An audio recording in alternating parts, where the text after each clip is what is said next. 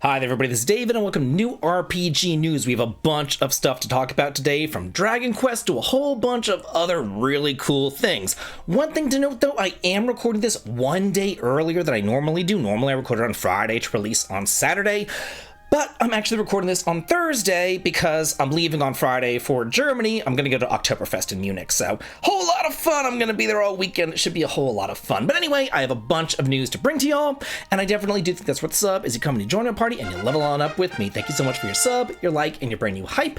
Helps me out a ton. Thank you again. So our top story, of course, is Dragon Quest. And Dragon Quest VII Reimagined will cut subplots with little or no relevance to the main story.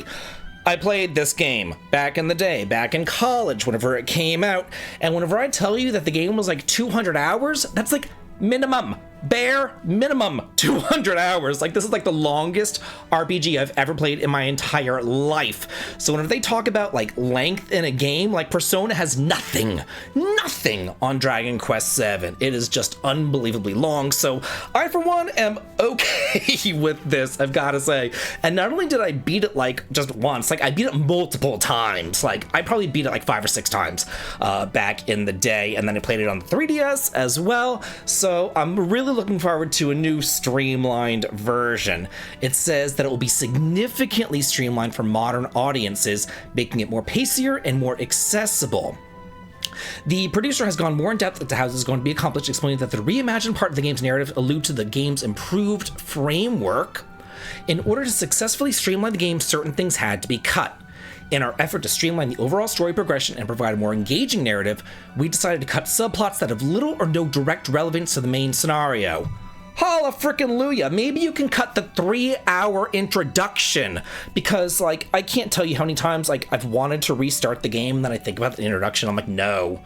There was also like whenever I played it back in the day, I would create saves at Dharma Temple, so I never had to redo that introduction again. And whenever I wanted to start over, I would just start 30 hours in at Dharma Temple, because that to me is the most fun part. It says, what that means is that you'll have to play it to find out. But on the flip side, he also says that entirely new scenarios has also been introduced. All this was apparently done to build upon the strengths of the original game, and I guess it's one of the reasons why Square Enix has called this game a reimagining rather than a full-blown remake. Huh, I've gotta say, maybe they learned their lesson by calling the Final Fantasy VII Remake a remake. Maybe they should have called that one a reimagination, because they got a lot of blowback saying like, you know, this isn't really a remake since you're really reimagining the entire plot. So they're kind of like, oh, we probably shouldn't call this a remake because then we're going to get blowback on that. So we'll call it a reimagining. So yeah, I'm okay with this. Like cutting out stuff that really doesn't matter and then adding in stuff that does matter. Like, I'm definitely okay with this. Hey everybody, quick pause from the video because I need to tell you about one of the most insane RPGs I've ever played. It's called Elohim Eternal 2, Son of Man. And it's like if Xenogears and Shin Megami Tensei had a baby and then rewrote the entire Bible. It's really deep for an indie RPG. You play as a teenage messiah named Jesse, teaming up with his brother Judas to overthrow a theocracy, rescue your mother, and stop people from being turned into biomechanical archons. Gameplay-wise, it is turn-based, but with time mechanics like Legend of Dragoon, mech battles straight out of Xenogears, and a weakness system just like Octopath Traveler. Not to mention a whole bunch of deep cutscene-heavy storytelling. Exploration is encouraged as talking to NPCs gives you experience, gold, and bonuses, and there's a neat magical gun system and even heart-to-hearts straight out of Xenoblade. It is so refreshing to have an indie RPG not be inspired by Earthbound. This here is something else. So if you want something bold, story first, and totally unapologetic in its vision, check out Elohim Eternal 2, Son of Man over on Steam right now.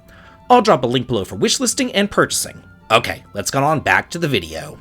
Remember whenever I came to y'all and I had that kind of experience with Dragon Quest 1 and 2, the demo, and I was supposed to go into Lighthouse and look for the Star Crest and all that, and I was like, no, I don't want to do that. And then I went around the world and I did all sorts of other stuff. Remember that? one of the things that I told y'all about was mermaids.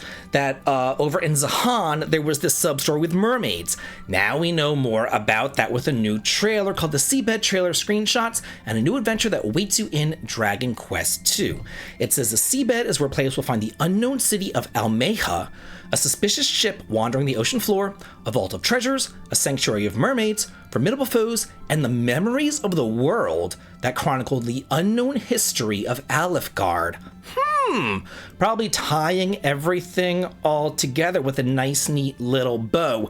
Cannot wait for this. Looking at Dragon Quest VII Reimagined, this one is coming out on February, and this is $60 physically right here. It's always a good idea to get it physically. And then we have Dragon Quest 1 and 2 coming out on October 30th, also $60. Will include links below for purchase. The Simpsons. No, it's not that, but the trailer above me is really giving me like Simpsons opening vibes, you know? Is it just me? Like, seriously? Anyway, Dragon Quest Smash Grow launches in 2026 with a closed beta test set for October the 14th through the 21st. Registration is now available. This is their latest mobile game, free-to-play mobile game. It says that it is an intuitive and exhilarating roguelike RPG where players smash their way through hordes of monsters to gain strength and then finish them off with Dragon Quest's signature coup de grace attacks. Players can choose between random blessing skills to enhance their character growth and battle strategy, allowing them to match an ever-changing tactical situation. No quest is ever the same in this unique Dragon Quest experience. So yeah, another mobile game. I like how the hero is named Square Enix, and then there's Smash and Grow over here on this side. The various blessings that you would get right here. Is that the sword of Damocles? Interesting. Okay, yeah, they got the troll right there. Closed beta test going on, and then there's a giveaway too, and it looks like the giveaways are actually physical, which is kind of cool. From September the 19th until September the 26th, the game is running a special giveaway campaign on its Twitter and Facebook pages. To apply, players must follow the official Twitter account and repost the giveaway campaign post. For Facebook, you have to like the official Facebook page and then leave a comment.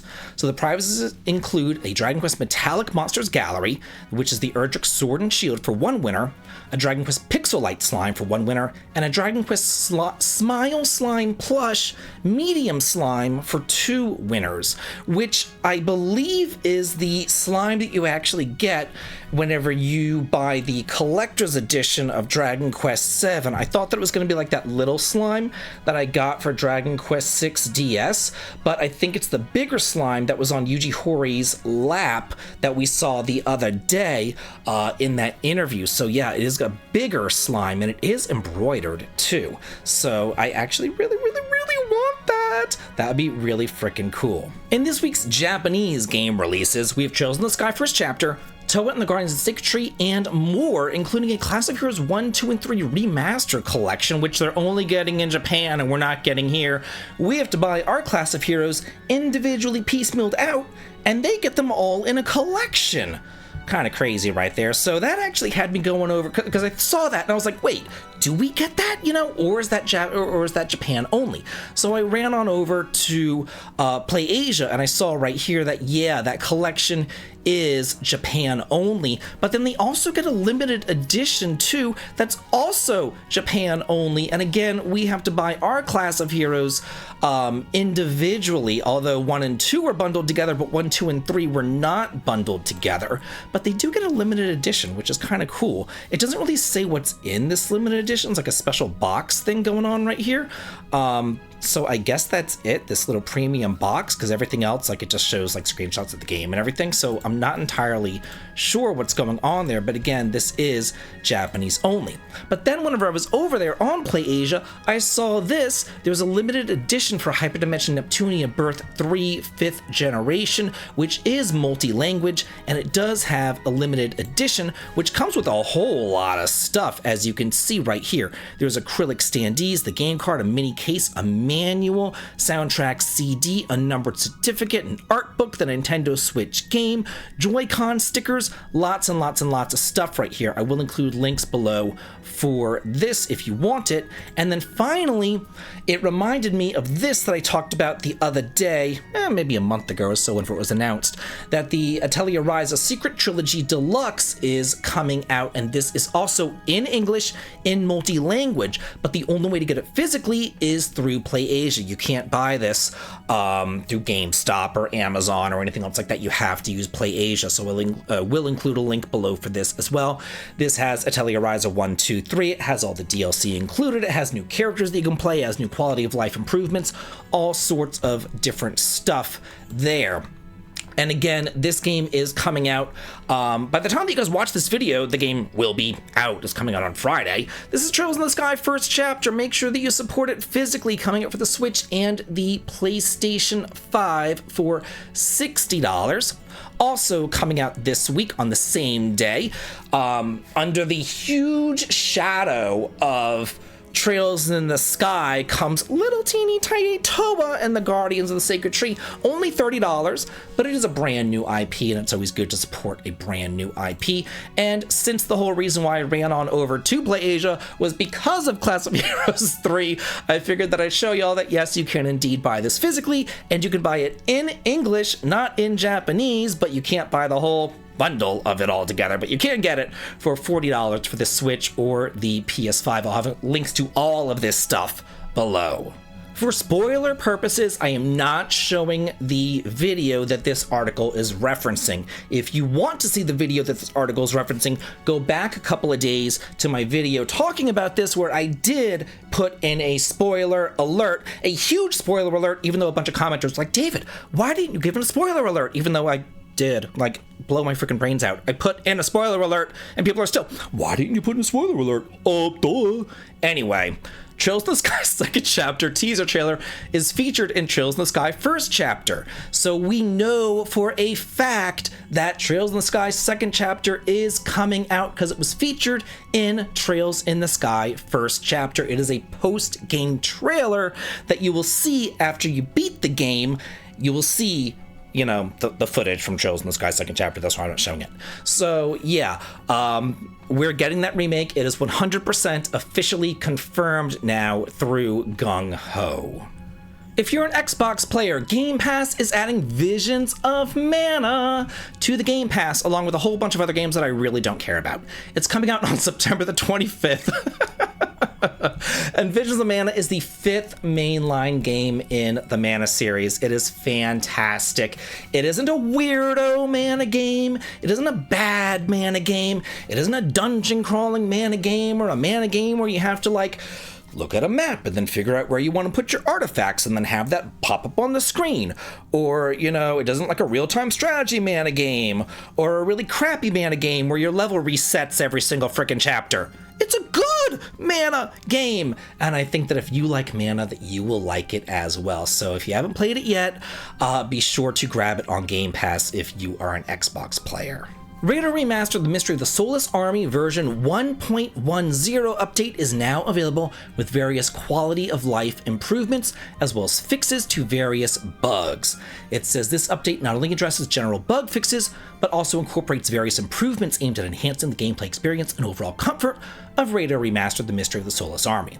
Additionally, we've adjusted the game balance to certain boss battles.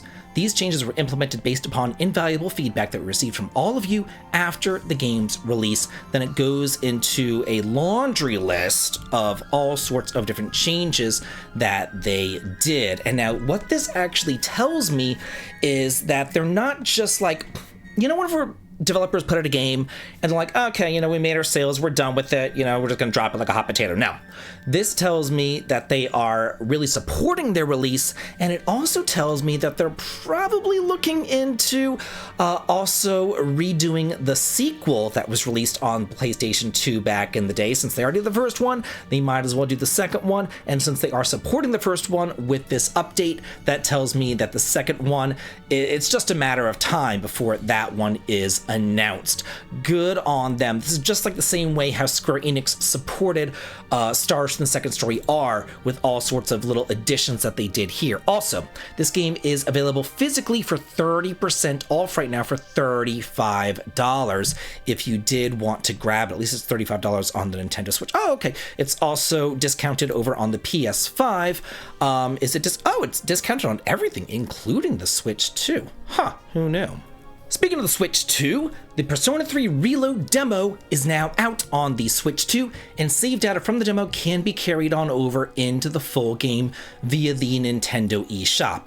It says, like the existing versions of the demo, players can play through the story's opening up until the first major boss battle, and then you can carry over that save. The Switch 2 version of the game will launch on October the 23rd right here, but I just have to show you this. So the PS5 version of the game is $25 right now. It is on a deep discount sale. Looks like the PS4 version is $45. The Xbox version is $35. The Nintendo Switch version is not on sale. It is $60 right here. So, and it's also keycard. So unless you don't have a PS5, that would definitely be the way to go for this release. Blue Protocol Star Residence launches on October the 9th with a commemorative music video that celebrates over 29,000 closed beta players. This is a cross-platform anime-styled RPG that's coming out for the PC via Steam, the Epic Game Store, iOS via the App Store, and Android via Google Play, and pre-registration is now available. It says, for those new to the world of Ragnus, this offers a rich MMORPG experience defined by several key highlights. Stunning graphics create an immersive anime-style world while preserving high-quality visuals of Project Sky Blue. There's a class system, talent builds, skill sets, and equipment that enable personalized combat-style customization with iterative? I don't know. Content updates actively diversifying the approaches. I don't know what that means. Explore expansive landscapes with quests, dungeons, and epic raids. I know, I'm really dumb. Expand character customization, enabling players to craft their distinct personalities, and trade guilds and community events enhance the multiplayer experience. Card NCL Nintendo Switch 2 Edition and Expansion Pass has been announced that is due out on January the 29th of next year. This is a brand new edition. It says that users who own the Switch version will be able to upgrade to the Switch 2 version with a $10 upgrade pack, but in Japan, of course, a physical edition will also be available. God forbid we get one of those in the West. Additionally, a new expansion pass for the game is currently in development, with new content planned for release in stages. It says that this brings the acclaimed roguelike card battling adventure to the Switch 2 natively, allowing for high-resolution 4K or frame rate or something that I don't care about. Players can also swap for mouse controls at any time by changing the position of the Joy-Con 2, allowing for a quick selection of cards during battle, and this is going to come out for $35. The Chrono Arc Deluxe Edition is coming to Switch on January the 29th of next year. This is a deck-building roguelike RPG that's currently available on the PC. And it says that it first launched on the PC on May the 2nd of 2024. And of course, it will be available physically in Japan. I know. So let's see what this game is all about. It says, unlike traditional RPGs, everything resets when your party gets defeated. I hate that. Ugh. And new companions and skills will become available. Perfect your strategy with each iteration. I already don't care about this game. I'm getting Dawn of Mana flashbacks. Oh my god. Ugh. Long ago, when the world was engulfed in a black... everybody hated Dawn of Mana. I hated Dawn of Mana. Dawn of Mana single-handedly destroyed the Mana series. Do these developers ever learn? Oh my god. Look at a famous game that did this and see what happened to the entire series. It, fell off the face of the earth for 20 frickin' years. And they're like, oh, this is a perfect thing. We should totally do this. Anyway, there's only one way to restore the world's secret. I don't even care. I'm done with this game because it's stupid. It's stupid. Why are they doing this? It's stupid. Why are they doing this? No. Whenever you put your time and your energy and your effort into a game, into your characters, you want them to continue on. You build them up so that if you do die, you could say, okay, well, at least I kept my experience and my gold and my equipment. Maybe I just need to grind again or whatever. But no, not this one. It resets you back at 1.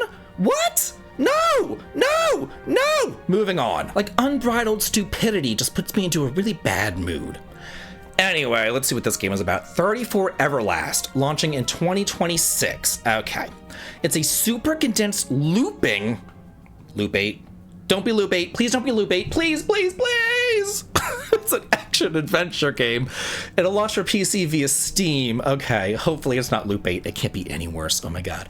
34 Everlast is a super condensed action entertainment piece that can be beaten in as little as 10 minutes and has no game overs and is specifically designed for busy working adults. Make your way through the end of the world over and over and over again while beating enemies in breathtaking fights and unravel the story of the intertwined worlds through your own discoveries and choices in this action-packed adventure. Okay, I mean, speaking as a busy working adult myself, I don't need like 10-minute bursts. Like, I would rather take that 10 minutes and maybe do like a battle in Final Fantasy Tactics or something, and then save it and be like, okay, well, I did one battle today, I could do one more battle tomorrow, and eventually in a month or whatever, I'll beat the game, you know, rather than something like this. But who knows? It says, beat the game just in time for bed, with runs as short as 10 minutes long, no tutorials, only easy, intuitive, and satisfying action. No game overs, even if you lose to the boss, with a stress-free, clear, guaranteed game design. Like, what's the point of playing the game if there's no game over? Like, what's the point? Enough of the mystery by playing over and over and over again as the world changes based upon player choices. So it's designed for busy adults with no difficulty whatsoever, with no satisfaction whatsoever, where you do the same thing over and over and over again. I'm sure this thing's just gonna sell like hotcakes. I'm sorry, y'all. I must be in a mood today. I don't know. Anyway, Pal World is launching in 2026. I thought this game already launched, but okay. It says open world survival crafting game Pal World will leave early access. Okay, gotcha. And launch for the PS5, Xbox, and PC in 2026. Okay, so it's just been in early access this entire time. Beyond just adding new content, there's a lot of cleanup that needs to be done before Pal World can exit early access. It's no secret that Pal World has a lot of quirks and jank, and we want to take the time to properly address those before releasing the game. With that in mind, we plan to start the cleanup this year. Our goal is to ultimately release Pal World next year in 2026, and we think that taking the time now to fix those problems will ultimately lead to a better game. Development on Pal World is not slowing down or scaling back, it's quite the opposite. Pal World will be a major milestone for us, and we have a truly massive amount of content planned for the 1.0 update. Rather than rushing it, we believe that laying the right foundation now will lead to a better game in the end, and we're really excited about this, and we hope that our fans will be really excited about it too. We plan to share some sneak peeks about Pal World in the very near future. Man, with the way that Nintendo's been like going after the Pal World developers and everything, I thought for sure that game had already released. I'm shocked that it's still in early access after Nintendo has been just browbeating them. Like, but okay, whatever. Dynasty Warriors Origins coming to the Switch 2 on January the 22nd alongside some major DLC, and apparently it's already shipped and sold over 1 million units. Good for them. It says that this introduces a new, deeper interpretation of the traditional Three Kingdoms storyline, which depicts ancient Chinese history. From the Yellow Turban Rebellion to the climax of the Battle of Chibi, the story of Dynasty Warriors Origins drops players into the heart of an ancient China in turmoil. Through the eyes of a nameless hero, players will have to fight fiercely while making bold choices in order to restore peace and shape history to their own experience, battling enormous enemy armies while navigating the chaos of the Three Kingdoms era. I like the storyline of this. I'm a history nerd. I was a history teacher for many years, for God's sakes. So I like games that are, you know, rooted in history. I really do like that and I enjoy it. However, the gameplay of these games is so button mashy and I have arthritis that I just can't play them any longer. I think the last one that I played was Trinity's Souls of Zil-Ol, I believe, for the PS3, which was actually really fun and I thoroughly enjoyed it. But again, like the button mashiness of it was just too much and my thumb would like turn blue. Like it was unbelievable. And I just can't do that anymore. And that's why I like the turn-based RPGs. I'm getting too old for this. Oh my gosh. So if there was a way for me to just like hold the X button down and not have to mash the X button a million times, then I could do it. Like, we need the little quality of life things. That's why I'm all about this. I wanted to show you all this though.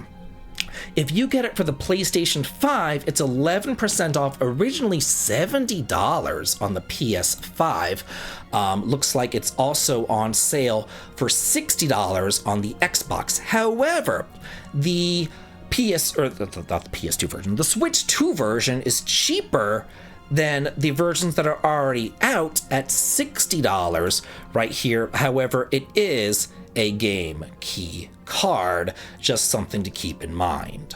Popo Rogue! Woohoo! Okay, so this is the sequel to Popo LaCroix, which came out in Japan. It was the first RPG that came out on the PlayStation 1. We never got it here in America because it's 2D and we can't have 2D. Americans are too stupid to play a 2D game. They need high fidelity, flashy 3D games. So you know what we're gonna give them? Beyond the Beyond. Thanks, Sony. Thanks. So yeah, we didn't get the Popo LaCroix games, nor do we get Popo Rogue, which is the sequel to Popo LaCroix, but guess what? Now it has been translated. It was just translated on September the 13th, so now we can play it. I am thrilled about this. Okay, a complete English translation patch for the second game in the Popo LaCroix trilogy for PlayStation 1. This time around, Prince Pietro, as well as the rest of the Popo LaCroix kingdom, gets a nasty surprise when the whole land surrounding the castle town is foisted into the skies and vanishes into a dream-based world with all of them inside. What can Pietro do to solve the situation, as well as the unforeseen problems being in this new world that brings to everybody? And what does King Paulo's past have to do with this new terminal? Popo LaCroix is is a departure from the previous Popo LaCroix's game, incorporating dungeon crawler elements into the mix. Dungeons are made of winding hallways where enemies are visible and will block your paths and chase you down. Your party is made up of mercenaries for hire that you find and recruit as you explore the world. This patch also modifies the base game to allow for 100% completion by allowing access to items that previously could only be obtained with a save from Popo LaCroix demo disc and by using the Pocket Station, which obviously we would not have access to. Additionally, several monster spawn points were modified, so many monsters are relegated solely to post-game encounters. Thank God this is my last story because I can't even talk. Like, my tongue is so twisted up right now. But yeah, this is super, super duper exciting that we are getting more Popo LaCroix. I love this game. I first played this back on the PSP whenever it was finally, you know, kind of put out for American audiences, and then we got the farm story and things like that, but now I get to really see what it is all about, and I'm stoked about this. So that's it for the new RPG news. Please let me know what you're most excited about. Let me know about any stories that I may have missed, anything you want me to cover next week. And if you happen to be in Germany for Oktoberfest and you see me, be sure to say hello and have a good day.